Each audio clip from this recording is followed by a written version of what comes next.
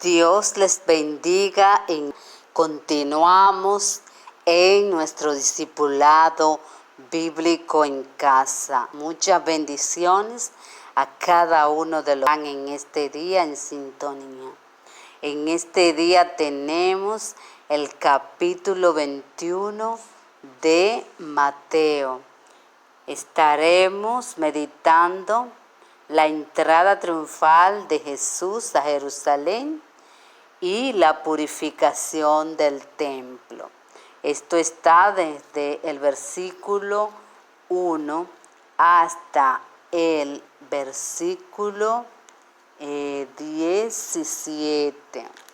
Vamos a leer primero lo que nos dice acerca de la entrada triunfal de Jesús. Dice: cuando se acercaron a Jerusalén y vinieron a Betfagé, al monte de los olivos, Jesús envió 2 discípulos, diciendo: id a la aldea que está enfrente de vosotros, y luego hallaréis un asna atada y un pollino con ella, desatadla y traédmelos. Y si alguien os dijere algo, decid: el Señor los necesita, y luego los enviará. Todo esto aconteció para que se cumpliese lo dicho por el profeta cuando dijo: decid a la hija de Sión, he aquí tu rey viene a ti manso y sentado sobre un asna, sobre un pollino, hijo de animal de carga. Eso está en Zacarías 9:9. Y continuamos. Y los discípulos fueron e hicieron como Jesús les mandó. Trajeron el asna y el pollino y pusieron sobre ellos sus mantos, y él se sentó encima. La multitud, que era muy numerosa, tendía sus mantos en el camino, y otros cortaban ramas de los árboles y las tendían en el camino. Y la gente que iba delante, y la que iba detrás aclamaban, diciendo: Hosanna al Hijo de David, bendito el que viene en el nombre del Señor, Hosanna en las alturas. Cuando entró él en Jerusalén, toda la ciudad se conmovió, diciendo: ¿quién es este? Y la gente decía: este es Jesús, el profeta de Nazaret de Galilea. Pues como vemos aquí, la profecía de que el Cristo vendría y que se iba a sentar en un asno se cumplía en este pasaje bíblico, porque la venida de Jesús estuvo profetizada desde los tiempos del Antiguo Testamento. Los profetas hablaron de la venida de Cristo, de la venida del Salvador, del que vendría a salvarnos de la ira venidera, y hablaba cómo venía de una virgen. Aquí vemos cómo el profeta había dicho que él vendría, o sea, el rey de Israel, que era Jesús, iba a venir sobre un asna, sobre un pollino, hijo de animal de carga. Vemos aquí cómo lo que el Señor habla se cumple. Pues vamos a continuar con el tema de la purificación del templo. Vamos a estar leyendo desde el versículo 12 hasta el versículo 17.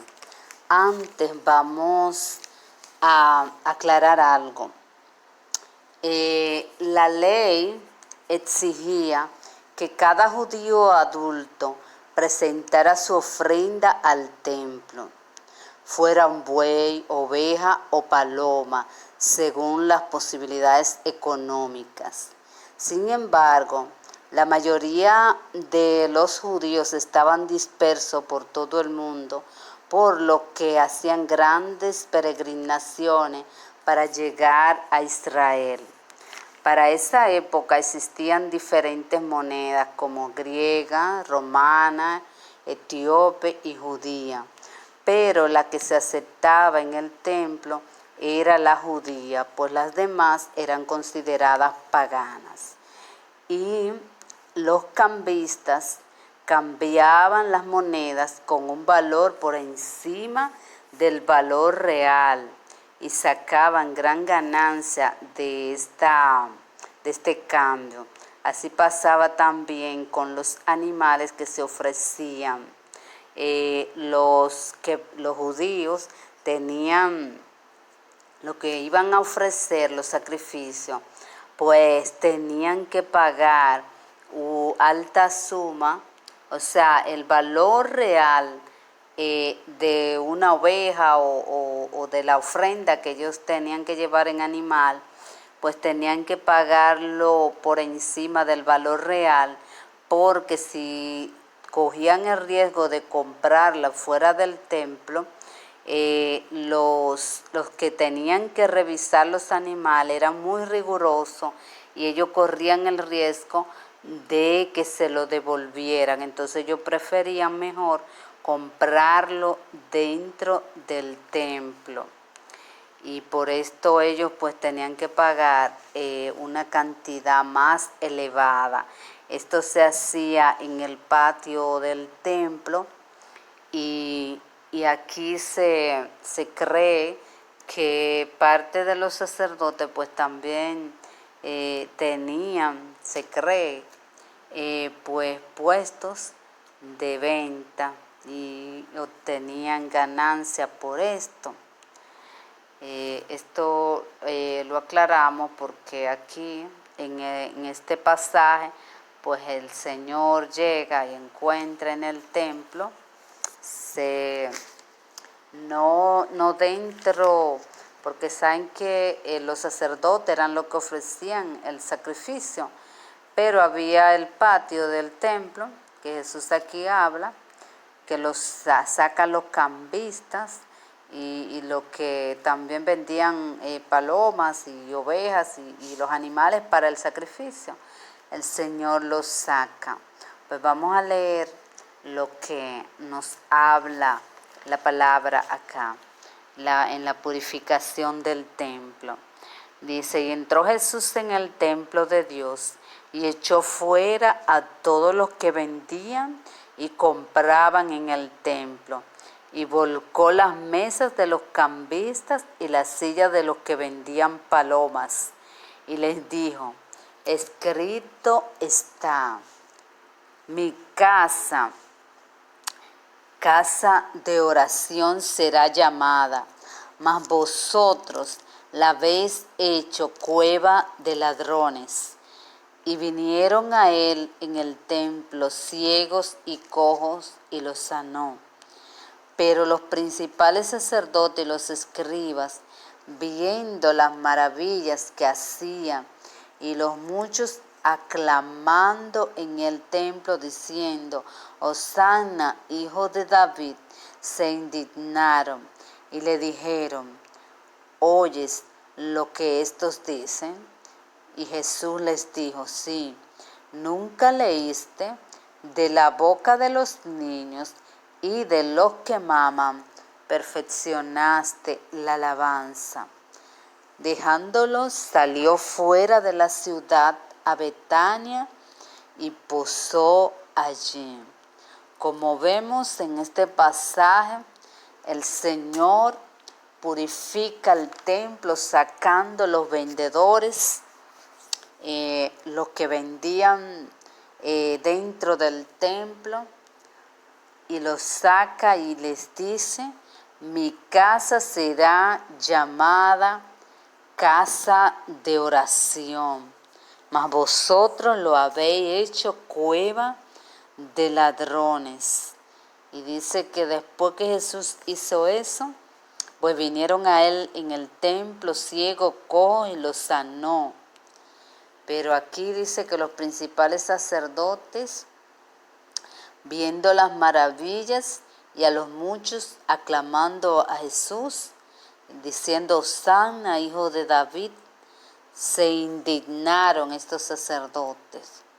Aquí vemos que las personas reconocen al Dios que era Jesús, al poderío de Jesús como hijo de Dios, pero los sacerdotes, lo que supuestamente tenían que adorar a Jesús, aquí dice que se indignaron. Y aquí Jesús le dice: de la boca de los niños y de los que maman, o sea, le cita el Salmo, y creo que el Salmo 8, y dice: de la boca de los niños y de los que maman, perfeccionaste la alabanza. Aquí Jesús habla del templo. Ustedes saben que el templo en el Antiguo Testamento, no sé si sabían, estaba dedicado para la adoración a Dios. Y aquí vemos cómo ellos, cuando Jesús viene, no lo adoran, sino que se indignan de verlo, lo que Jesús hacía. O sea, no lo reconocieron. Los mismos sacerdotes que clamaban, que hacían los sacrificios para Dios, no reconocieron al Hijo de Dios. Pero las personas que se acercaron a Jesús, los cojos, dice que los ciegos, Jesús los sanó, ellos sí alabaron al Señor diciendo: Sana, hijo de David. Gloria al Señor. Vemos aquí la importancia que es que la casa del Señor sea de adoración, y que los ministros del Señor, los que están llamados a acercar las personas a Dios, pues estén preparados y reconozcan el señorío de Cristo. Muy linda la lectura de que la casa de Dios es casa de oración y que no debemos de contaminarla con compras o ventas dentro del templo, sino que el templo debe ser para adorar al Señor. Ese es para la oración a Dios, es el templo. Que el templo donde nosotros vayamos, pues reconozcamos que es para adorar a Dios. Pues nada, espero que les haya gustado el tema de hoy y nos vemos